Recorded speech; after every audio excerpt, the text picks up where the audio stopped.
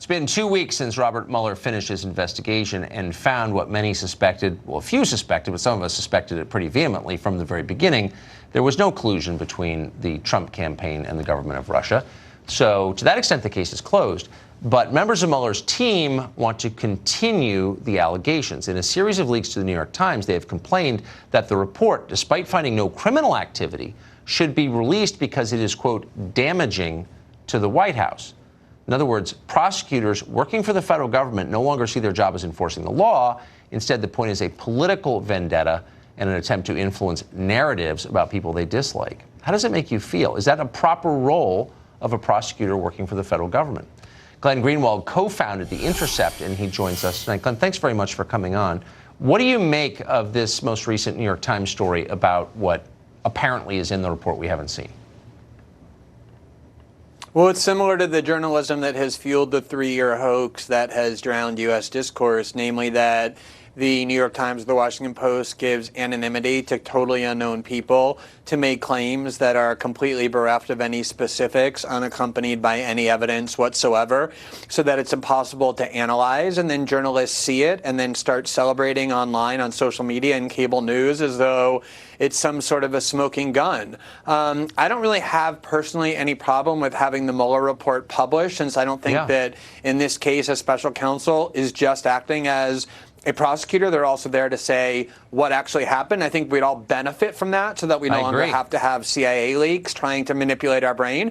But the one thing we do know, Tucker, about this report, like we know very little, but the one thing we do know that they've said is that these complaints from these anonymous leakers, whoever they are, these anonymous objectors, they're not complaining about the section of Barr's letter that reported that Mueller found no collusion. They're only complaining about the part where Mueller said it's impossible to say one way or the other whether Trump obstructed justice. So it's amazing that actually the part about the no collusion got bolstered, because even these malcontents who are complaining to the New York Times anonymously are saying we don't have a problem with the section finding no collusion. We only have a problem with the obstruction issue.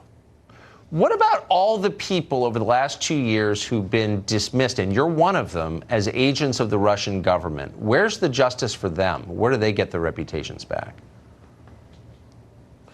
I think one of the things that we've seen over the last 2 or 3 years is that journalism, more than ever, is a profession of complete groupthink and mob rule, in part because it's really difficult to be a journalist these days because of financial constraints. Big media outlets are laying off huge numbers of people. So if you're a young journalist, the last thing you want to do is stick your head up and challenge the prevailing consensus, because you could lose your job, or if you lose your job, it'd be really hard to get another job. And also Twitter makes it so that journalists constantly talk to one another and create these sort of gangs that are designed to punish anybody who challenges their orthodoxies. And I think journalism has completely disgraced itself at the exact time that they're claiming that a grave danger to the republic is that Trump is demeaning journalists. They've done more to demean their profession with this behavior, calling people Russian agents who question them, or Trump supporters, or apologists, or denialists. They have a whole long line of accusations